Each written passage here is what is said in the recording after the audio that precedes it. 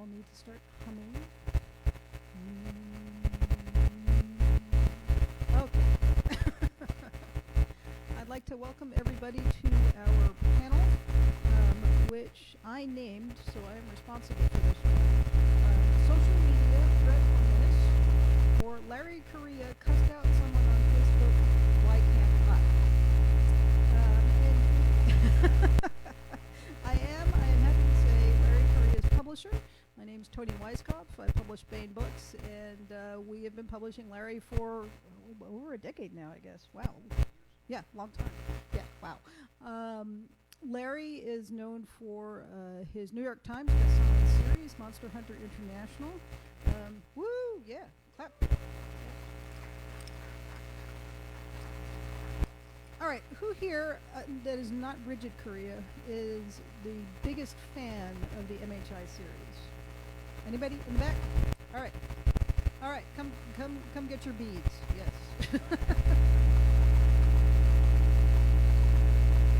Please do not raise your shirt. No, you do not get a fruit tetsuba. You get beads. Beads is all we have today. Mike Rothman is a multi-genre writer, and I'll let him talk a little bit about his books. Research engineer, scientist, and somehow or other started writing. Somewhere along the way, I hit a couple bestsellers list, and this hobby has turned a little bit more into. And so you are an indie writer. I am an indie writer. All yes. right. Yeah. Larry, you obviously do more than just the Monster Hunter International series. Why don't you tell a little bit more about that, and then we'll talk about social media and how you guys use it. So I best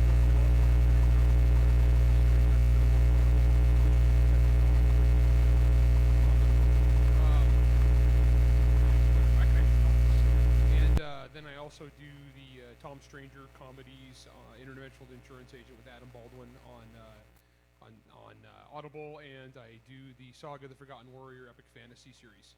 Oh, and I need to hold this closer, I'm being told by the AV Club. Okay, so yeah, so I do a bunch of different stuff, but I started out as an indie author.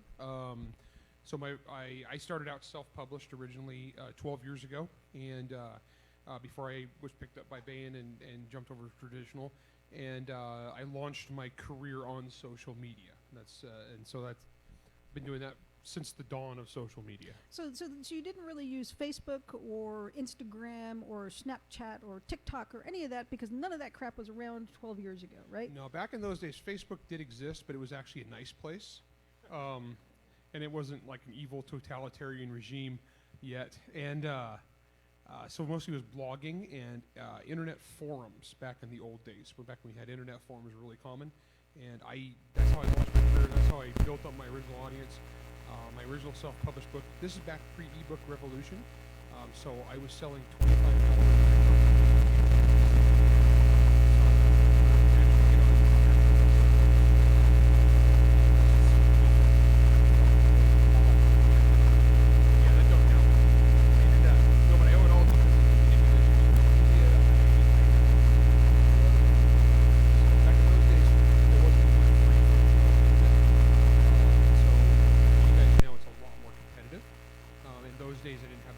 So I put my stuff out in certain specific places. It's very targeted.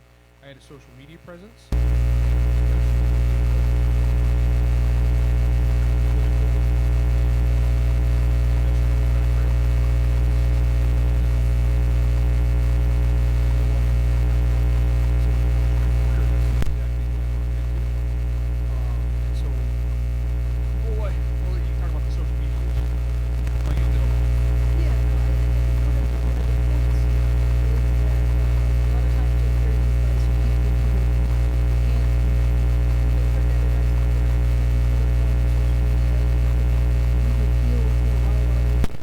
Anybody.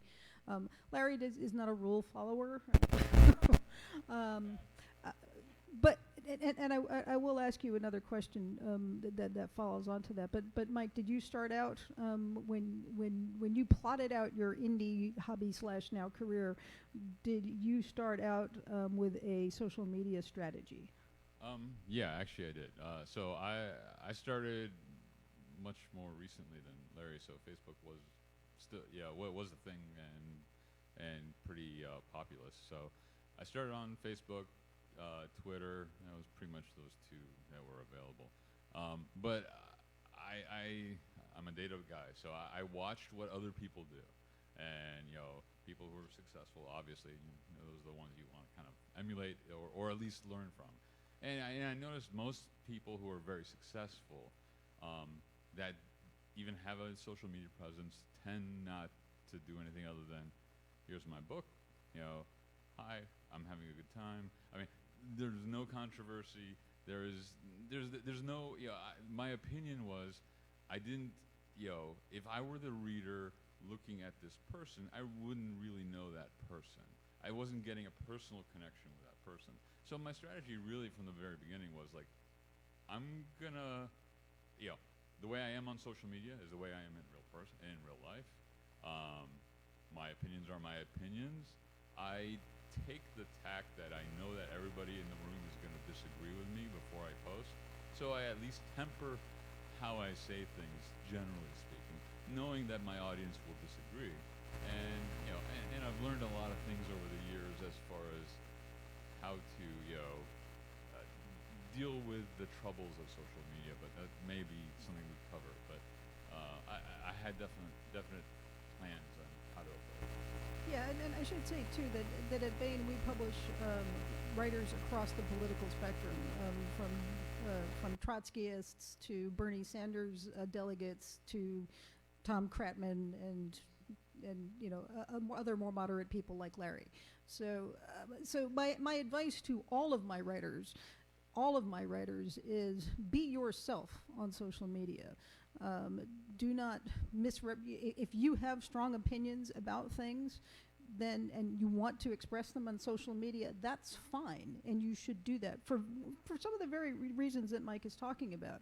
Is that you do one of the things that social media can do for you is make you a person to your audience, and that makes it harder for them not to buy your books. So, however, having said that, there are ways to express your strong political opinions. I was going to say there's a famous quote. It's a Mormon quote, but it's "Be yourself, but be your better self."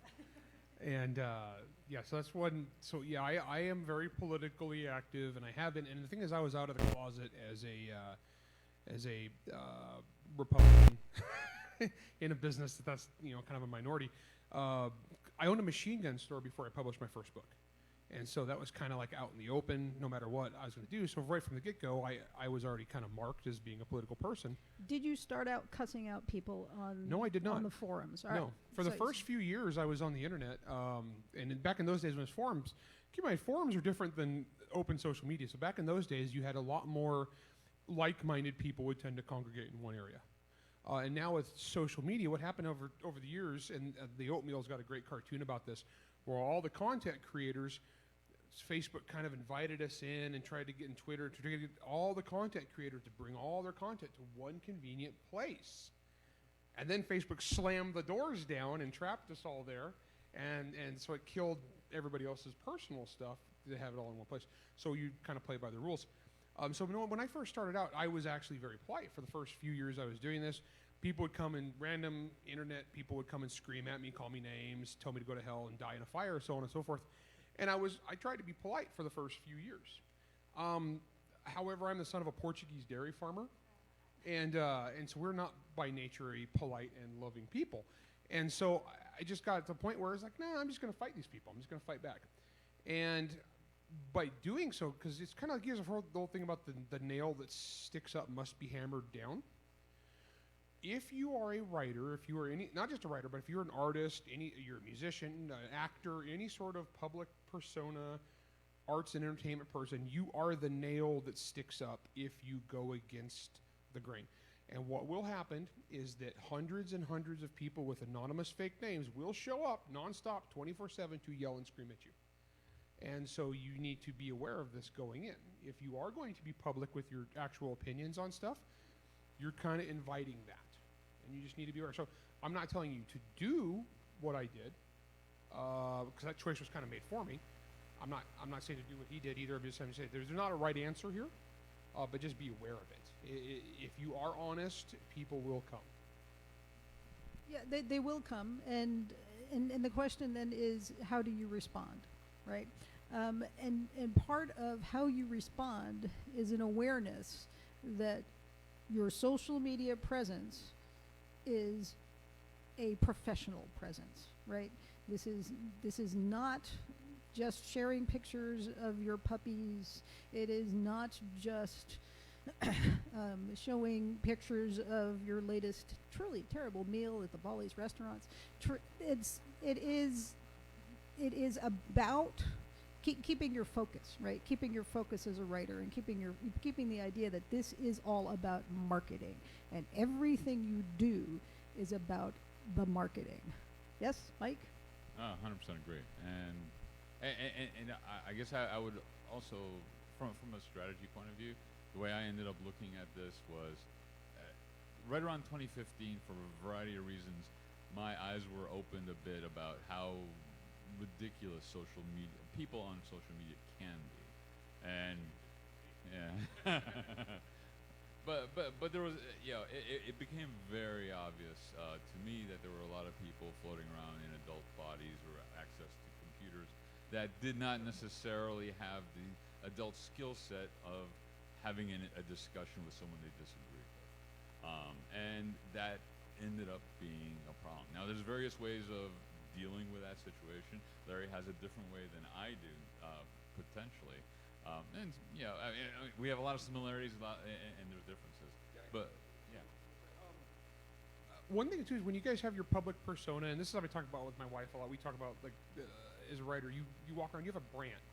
You as a writer have a brand. And as a guy, I started out writing, like, two-fisted action gun explosion stuff. That's kind of what I'm known for. I'm the action guy.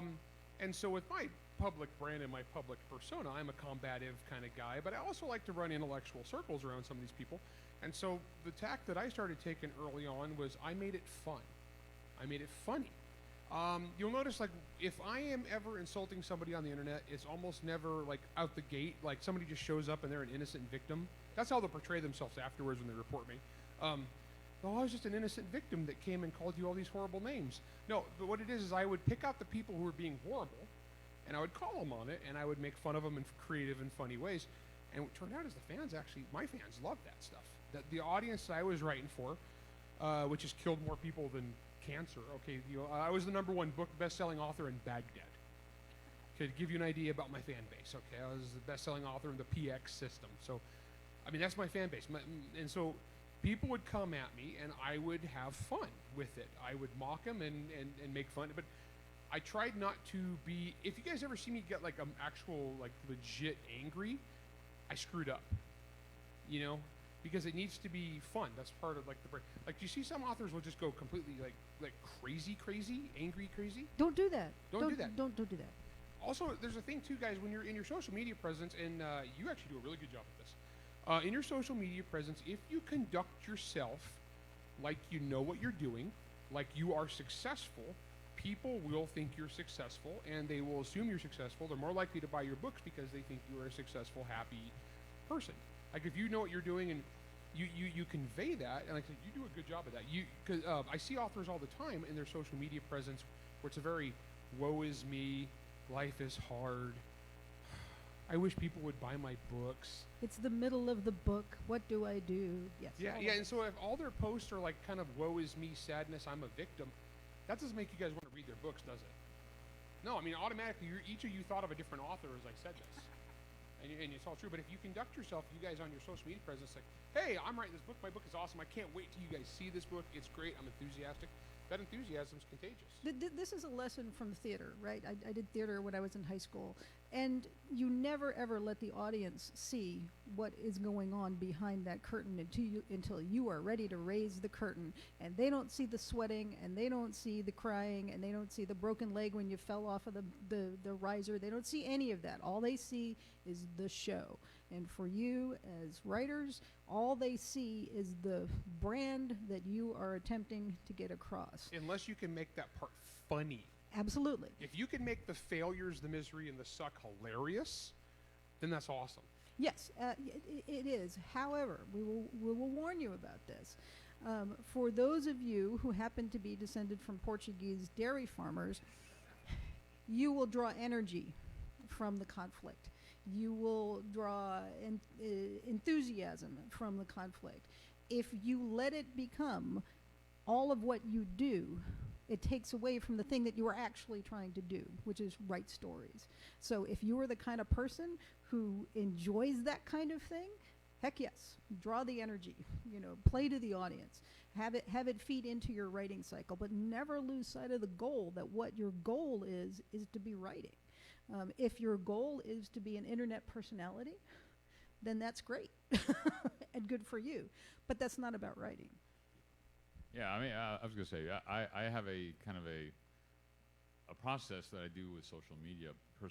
And going along with what Toni just said is that social media can be a complete time suck. You can spend your entire day not having accomplished anything other than argue with a bunch of people that don't know you from Boo and are never going to buy your stuff anyway. So for me, I end up going, all right, I actually, ridiculous as it sounds, I actually plan out, I'm like, all right, here are the posts, these are the things I want to get said, because I kind of try to post daily. That's just my way of just getting it out there. So I keep a funny connection, personal connection going. And then I occasionally pop in just to see, what comments or whatever, and see if anything's going sideways. Usually people warn me or whatever. It's like, hey, we got crazy people here. But I'll post like first thing, in the morning or 1 a.m. or whatever. Like all my posts for the day, and then I'm kind of free for the rest of the time. And the thing is that you've got so many crazy people out there. Like the approach I take, like Larry likes to engage, and after 2015, I think I was scarred. So I realized just how a lot of people are great, but there's a small contingent of crazy people out there that just suck the life out of you. And I would way drive, and I have one of the longest blogs, amongst any of the authors you probably know. Mike touched on one important point too, is people who will never buy your books, right? Yeah. So so basic philosophy for me on this, guys, is rule number one of internet arguing: never, ever, ever argue without an audience. You are not trying to convince the crazy person that's screaming at you about how the earth is flat, okay? You ain't going to convince that guy. However, if you have 100 people or 500 people or 1,000 people or in some cases 150,000 people following the thread because it's so entertaining, you're going to sell some books to those people. But yes, rule number one, internet arguing: never let up. Never argue without an audience. You are not arguing to sway the ignorant. You are arguing for basically entertainment purposes and to sway the undecided, okay, or to sell books ultimately. But if you find yourself in a time suck, like don't let them set the rules. Like they're trying to get the last word in, okay, and it's deep in a sub-thread somewhere on the internet, and like the audience has drifted off. Now you're just wasting your time. And you might as well go punch a cactus, okay? It's the same kind of thing. You're wasting your time. You're not going to sell any books off it. You're not going to get any enjoyment. You're just going to get frustrated. So but careful, because anger is an addictive drug, okay? I'm powered by spite. Half the things I've accomplished in my life have been because people told me I shouldn't do it. Yeah. So be careful with that. Yeah, no, that's a very, very good point, and that is anger is addictive. Not to go on about the neurology part of it, but anger does fun things to your brain, and you can get addicted to it. So understanding what kind of internet arguer you are, and setting rules for yourself, and this is a conversation I've had recently with authors, is understanding how you react to things, stepping back, creating a strategy, and then stepping back in. Again, don't let them set the terms of the argument. Have it be your terms. Right, and I'd say I've evolved in how I engage with I'll call them the crazies just because it's easier. I used to engage. I used to debate, and I'm not nearly as funny as Larry is. But so my strategy tends to be, okay, you're saying this. Let me just cut you off at the knees. Fact wrong, fact wrong, fact wrong. Citation, citation, citation. I'm done. And then usually people will pile on and they'll use that. And usually people will look at my response, see I cited where they were factually wrong, and I don't care about their opinions otherwise, but it's like if you're stating facts that are incorrect, I'm going to call you on it. And then I'll move on. But I used to engage, and that's where the time suck really comes in. And you never win, and it's always, it's the moving barrier of like, it's like, okay, well, I didn't mean that, I meant this. It's like, oh, I don't care anymore. Yeah, I'm done. Yeah, again, it's about creating this branded presence for your audience. How many people here think they are as funny as Larry on the internet, other than Terry? Yeah. Yeah, you're not. And the answer is you're not. I'm kind of a jerk. Well, you are, but this is you are your reader's jerk, right? You say all the things that they wish they had said, that they go back and 10 hours later they think of the perfect response and you say it for them. Okay, so for example on that, and unfortunately there's a lot of politics to enter into this because there's a lot more restrictions put upon one side of the political spectrum than the other side of the political spectrum when it comes to this sort of thing. And for the longest time, there was one particular author, she'll name no names, but you know who I'm talking about here in a second, who was infamous for going around and he would just browbeat people on the internet, cruel, mean, and he'd scream at him. He would jump from topic to topic, and then he would like throw out like 500 like factoids and like throw his spaghetti at the wall to see his stick, and then he'd scream, "Bet me," like bet me money, and then he'd be like, and if you wouldn't bet him money, then obviously you were a coward. Fled before. This guy had written a bunch of science fiction novels, very famous author. You've all read his book, and he would do this. He's been doing this for years, and no one had called him on his.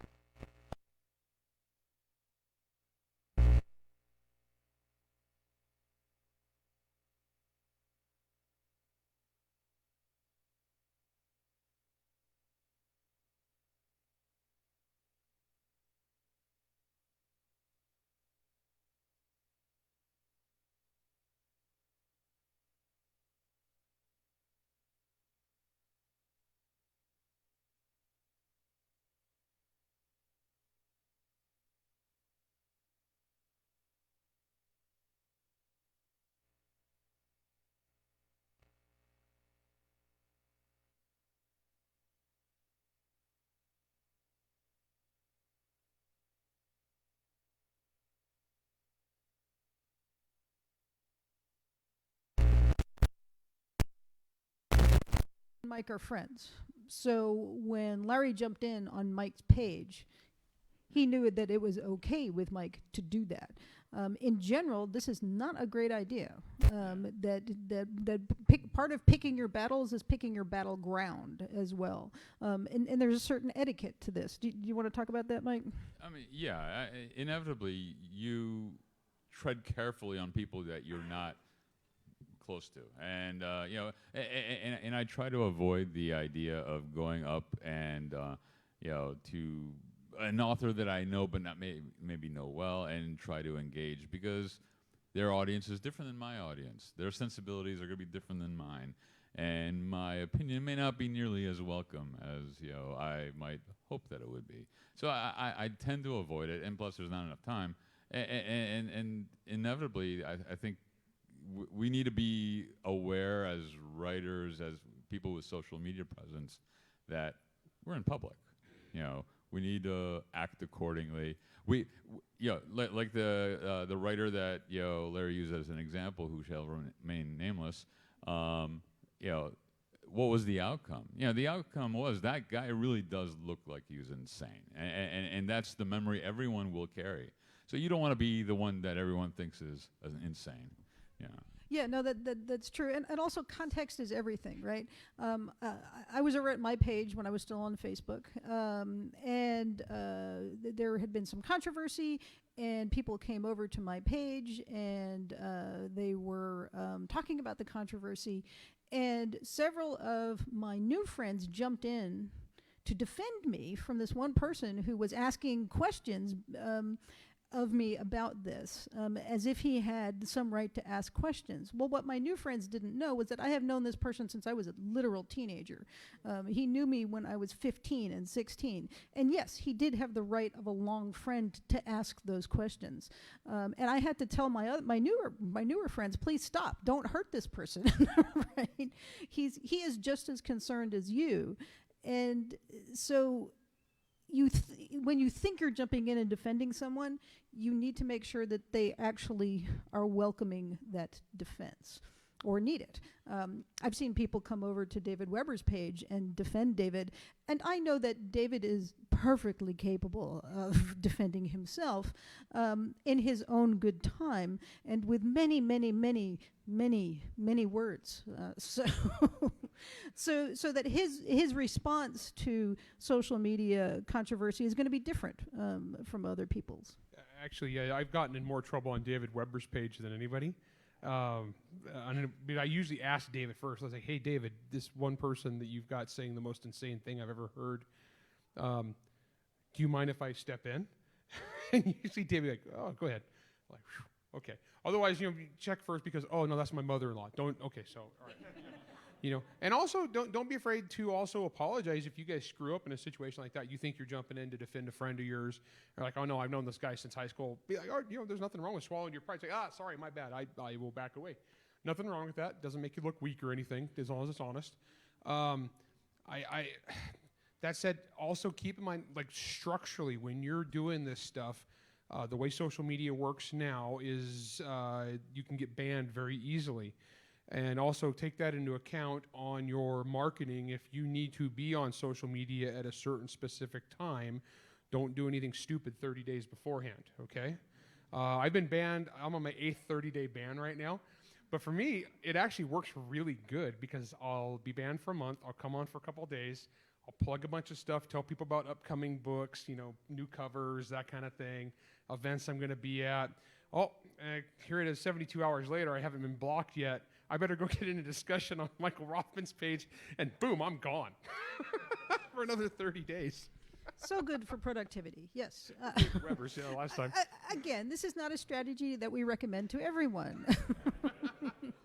That's some black belt level stuff right there. No, it really is, and it's been developed. This persona and this brand has been developed for over a decade. It was honed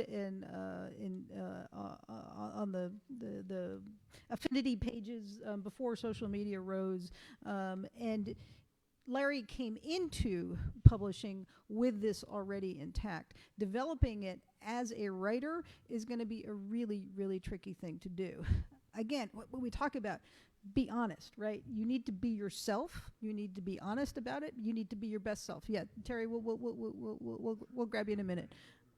Yeah, at the end. Yeah, but yeah, being that best self. What are some strategies for developing your best self on social media?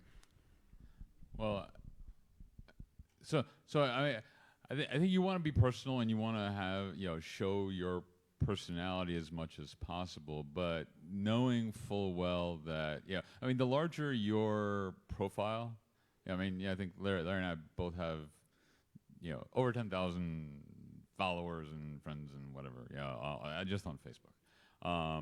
So you're gonna get caught by snags in the Facebook artificial intelligence. So inevitably. And this is a evolving thing, but I think you want to be yourself, and myself would normally get banned on a very regular basis. So I need to at least choose my words carefully, because my natural reaction would be to someone who says something ridiculous and is just obnoxiously ridiculous. I'd be calling them a moron. I'd be doing something like that, and it's not a nice thing to do, but that's just who I am. But I know nowadays that I shouldn't express myself in that way because I'm going to suddenly be on the 30-day watch list, and not have access. Let's see. Okay, so strategically, guys. Okay, so how to do this is first off, be honest, be yourself. Some of you are combative and by nature, and that's fine. Don't deny who you are. However, some of you are not combative by nature. Sarah Hoyt calls it the happy warrior. Some people have the happy warrior personality, other people don't. If you don't, then stay away from this because it's just going to drag you down and make it a time suck. Strategically, it helps too because you build a relationship with fans. Now, first off, when you're fighting with somebody, that's obviously somebody who's never going to buy your book. They're going to hate you forever. So it's only worth it, once again, if you have an audience, because if there's 10 people who say, this guy's awesome, and says what I wish I could say. Well, that's great. I will take the 10 people like that over the one crazy guy who's never going to buy my books anyway. Okay, but always be doing that math. Tony talked about like doing this on your own page versus other people's pages. It's just like war. You want to choose the battleground and the ground you control. That's better. So for me, to the point, I've gotten to the point where like where bad stuff happens to me on the internet, I get kicked off. My fans laugh and have a good time. We staged a photo shoot once where I was a prisoner of war and I was being freed from the gulag so now every time I have there's one where I'm wearing this big Russian fur hat and big Russian fur coat, and I'm like, and so we have like, I'm being held as a political prisoner, and so my fans do this. We've done challenge coins for this. We actually have stuffed manatees currently stuck in customs. I was wondering my manatee was. Yeah, your Wendell is stuck in customs. The federal government is protecting us from the dangers of unlicensed plushy manatees. No, so this is, you guys got to think about this. So it's got to be something that it benefits you and your fans. If it makes your fans happy and it makes your fans joke and share memes, you're doing okay when your fans start making memes of you, and they're just funny, goofy things. That's awesome. And all of this goes to branding, right? When you create a brand, that brand is not going to appeal to all people at all times across all cultures, across all history, right? You are making a statement with that brand. Maybe that statement is, I like the color red, okay? Some people are not going to like red. Some people are going to want yellow or what have you. So everything you do about that brand is going to create somebody who does not agree with you, and that's okay, right? You don't have to be all things to all people. You can take that brand too far. Yes, you can absolutely take that brand too far. I want to talk about platforms, right? We've mostly been talking about Facebook and how to interact on Facebook, and one of the reasons is because Facebook is huge and remains huge. But there are other platforms. Twitter is a thing, and there are new platforms as well. There are people who never leave Pinterest. I'm not looking at you, Bridget. So, so the question is, do you guys, do you have to be on all the platforms? I would say no, and I would add to one thing that because I think a lot of people will have problems, distinguishing between it's the personal connection, but at least the strategy I've taken, and I think Larry's done this as well, is so to me, I've sampled several platforms. I think most of them are just largely ineffective in comparison to Facebook. I hope that changes. I really hope that changes. But that's the reality as of today. But one of the strategies I do use, because I want to be the personal connection, but realize that that personal connection is not the cup of tea that some people who I want to be my readers would appreciate. If I'm going to say something nice about celery, there's going to be celery haters that are like, this guy's crazy. I probably flip the polarity on that. But anyway, so what I do is I always have my personal page, which is open, and I post. I don't have time to have private posts in public. Everything I post is public. So I'm just out there. But for my readers, like on mailing lists and stuff like that, I always point people to a group, which I've isolated myself as this is where I talk about book stuff, literary stuff, etc. It's not where we talk about political things or things of controversy. So, that's kind of, it's the safe space for my readers, essentially. If they don't, they like my books, may not share my politics or my viewpoints, that's okay. Go here. It should be okay for you, because I probably don't want you on my personal wall. Yeah, and then this was a strategy that Baen was into social media very, very early on. Baen's Bar started, in the 90s at some point. 80s on Bix as a spin-off of Jerry Pournelle's Bix pages. Anybody here remember Bix other than Alistair? Yeah, okay, yeah. So this was proto-Facebook. And Baen's Bar has a place that we call politics. And if you want to talk about politics and you start talking about politics in one place, then we will move you over to politics. And if things get really, really heated, we will send you to Blazes. There is a topic called Blazes, and you can talk about more controversial things in Blazes. And if you want to do more than that, then we kick you off. So, this is absolutely a strategy. Yeah, like my actual fan page, the moderators don't allow politics. And if it's heated, and if people start clubbing each other in there, they break it up. And we actually have, so that's the Monster Hunter Nation fan page. But then we also have the Monster Hunter Nation Fight Club, which is the same thing, where we send them off to Fight Club. And rule number one of Fight Club is I don't care. I don't pay any attention. You guys have fun. So right. Make sure you have that division of church and state there, guys. Yeah, well, when your fan base becomes big enough to be able to do that, then make it easy for the people who don't want to have to deal with this stuff, but just enjoy your stories. Make it easy for them to find you and be able to divorce that's part of it. Because for instance, pop stars or movie actors. There are plenty of pop stars and movie actors whose politics I do not agree with. I don't want to know their politics. I want to just enjoy their stupid movies. And if they make it hard for me to enjoy their stupid movies, then maybe I will not pay the money to see their movies or listen to their songs. So you want to make it easy for the people. Again, you don't want to lie, right? You don't want to be dishonest because readers smell dishonesty. Well, yeah, like so this year I started a podcast. It's just a writing podcast. It's only writing. It's me and Steve Diamond. It's called Writer Dojo, and we've been having a lot of fun. And I specifically have been apolitical. Like I have not gone political or controversial with this at all. I'm still trying to be funny as hell. And I make fun of bad writing advice on there, but that's apolitical. And in fact, the funny thing is that Steve, who's relatively moderate, has gotten way angrier on this show than I have. I'm being good. But so you just got separation of church and state. You got stuff that's just pure books. Like my newsletter, if you sign up on that, it's only books because that's where I steer people. If I don't know what they're into, last thing I would do is send them to my blog. It's like, oh yeah, go visit my blog, Monster Hunter Nation, where the most recent post is a 10,000 word article about election fraud statistical analysis. Because that's really great for selling books to some regular schmo, Or it's like, hey, my last article or last thing on my blog, they're going to go to my blog and send them there, and the last thing there is like my angry ranting about gun control. That's exactly what I want to send some person who's never met me before. So instead, I do the newsletter because the newsletter is only book stuff. Only upcoming books, that kind of thing. So you guys got to kind of think this through, how you're going to structure it, how you're going to do it. Be strategic, be smart. Don't get angry. Don't get stupid. I get all the time, and we've joked about this, you sound angry. You always get this on the internet. Anytime you disagree with somebody, they're like, well, you sound angry. No, I'm saying with complete dispassion, you're a dumbass. I'm just making fun of you for my entertainment. But don't actually ever get angry. If you guys are angry, you're wasting your time and you're screwing stuff up. You want to be happy. This is a happy business. If you're having fun, the fans can tell.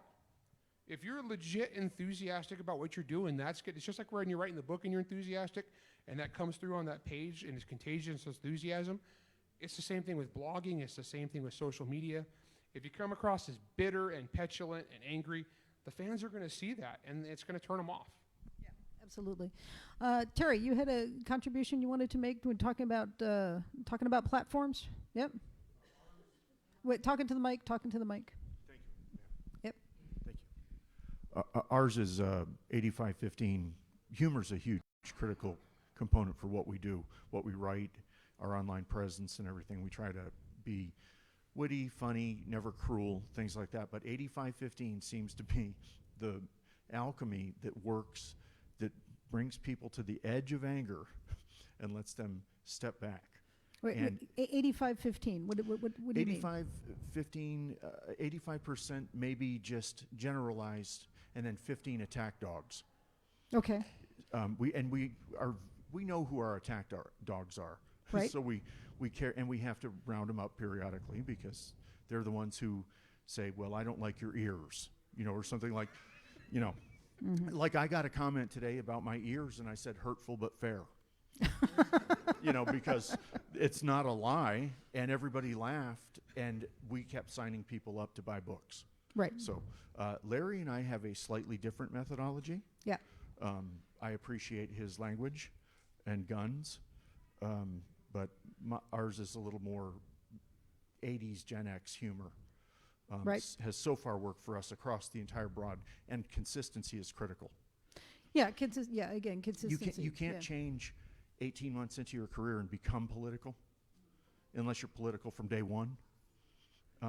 I've seen people do it. Well, you can, but you will have a side effect. Sure. You'll have a set of problems. There will be a reaction. Yeah, you'll have problems you never imagined before. But so we've been just apolitical and humorous from day one, and it's working for us. Yeah, for sure. All right. Everybody's going to be different. Everybody's going to be different. There's not going to be a right answer on this one, guys. It's going to just depend entirely upon you and your personality. I've seen too many authors basically kill themselves in this effort to keep their mouths shut, and they come across, honestly, they're like abused trailer park wives, and they walk around on eggshells because they're afraid to ever let the writing world know or their fans know that what they believe. And if you can do that, more power to you. But you got to go with what works for you. Yeah, we are open to a few questions. We have. Yeah. Okay. Yeah. Use the mic. Ha. Yes, I know. I got to tell All the AV Club to use the mic. Sweet. Yeah. So I've been on. I'll take the mask off. I've been on social media since the BBSs, and I was on what they used to call war boards, where it was nothing but flame wars. All you did was insult each other, and then go home at the end of the day and have a beer with the person. And I also have a woman's perspective from all of this. And I want to tell you women out there, if you are not able to go head-to-head in a battle, then you should not start political arguments. You have to be able to let it roll off your back. If you can't let it roll off your back, you might want to just move aside and go on to the next post. Yeah, I mean, I think that's actually good advice, across gender. But yeah, if you start something and then you plead victimhood, oh, they're jumping on me because I'm a woman, this is a bad strategy, right? It makes you look weak, and that's not what you want when you want people to buy your books. Yeah. And I think ultimately, as an author on social media, you're going to make a choice right up front. You're either going to, hopefully you would choose to have a personal connection. But you're going to either be completely apolitical and keep it that way, because you're going to have a lot of divergent opinions within your friends and followers, and that's okay. That's not your problem. You're not posting political things, or you're going to be political, and you like attracts like at some point in time, so it'll gravitate. We choose to engage in a more intrusive way. And the final note here, too, is that if social media is not your thing, don't do it. You don't have to. I know there's a lot of people who are saying you must do this to market. This is not true. There are other ways to reach your audience, and you don't have to have a social media presence if it is just eating your brain and taking away from the thing that you are supposed to be doing, which is writing the next story. Next question. We have authors that don't go on social media at all because it's just bad for them. Like Mike Coopery. Yeah. He's not on, and he's way more productive now as a writer. Way more. Yes. Because he's happier because he got off. Yes, exactly. Yeah, question over here. Thank you. So for those of you who have your own vast armies of fans that will come to you basically at your beck and call. Well, it takes a while. Right.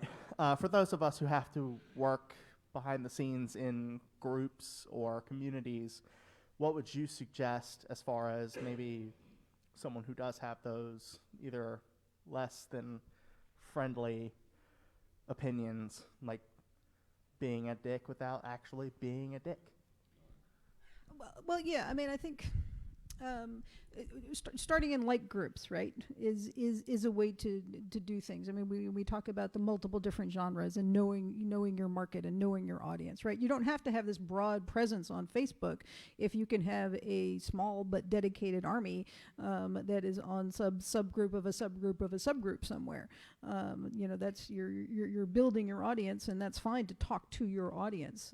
That's part of knowing what your audience is. Well, and like I think like if you feel about like if you're like a part of like a writers group, or something like a association or something like that, and that's going to depend a lot on the culture in there, because some of those you're just going to get stomped on if you go against the grain, and because the culture of that organization is just set up in a way that they just will stomp on your head. And if you personally don't have the clout or authority to buck that trend, you're stuck. I mean, that might not be a good place for you, or you just remain quiet. I have a lot of friends over the years who've been, we're out of time, who've been kicked out of various writers groups and writers organizations because they went against the grain of whatever the popular cultural political zeitgeist was. Yep. Well, thank you guys for we've gotten we are at an end mark. Hopefully they won't actually literally cut our heads off. So thank you guys for coming. We appreciate it.